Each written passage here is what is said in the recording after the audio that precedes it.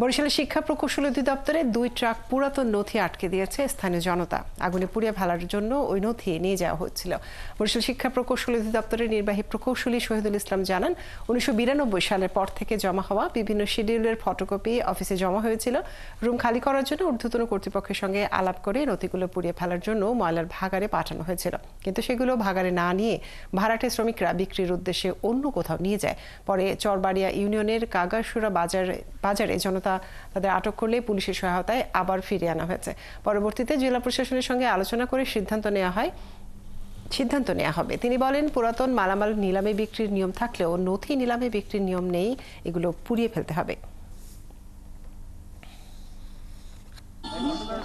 এই যে বড় গাড়িটা দেখেন, এই গাড়িটা কিন্তু ইন টোটাল চলে গেছিল, আর ছোট গাড়িটা এই জায়গা পরবর্তীতে অর্ধেক পথ থেকে আবার নিয়ে আসছি, তারা নিয়ে যাওয়া দরছিল। আমি চলে আসি স্থানীয় গণ্যমান্য ব্যক্তিবর্গের উপস্থিতিতে। আমি আবার আমার কাগজপত্র আমি একটা অঙ্গীকারনামা দিয়ে আমি এটি আমার অফিসে নিয়ে যাচ্ছি এবং পরবর্তীতে জেলা প্রশাসনের মাধ্যমে নিলামের মাধ্যমে এটি আবার পুনরায় প্রশাসনের মাধ্যমে উপস্থিতি করানো হবে। এইটা আমাদের সিনিয়র অফিসারকে আলাপ আলোচনার সাপেক্ষে এই গাড়ি আমাদের পাহারা দিয়ে আবার শিক্ষা প্রতিষ্ঠানের ওই জায়গায় পৌঁছে দেওয়ার জন্য নির্দেশনা প্রদান করেছেন এবং পরবর্তী এইগুলো ধ্বংস করতে হইলে ঊর্ধ্বতন কর্তৃপক্ষের নির্দেশনা ছাড়া ধ্বংস করা যাবে না।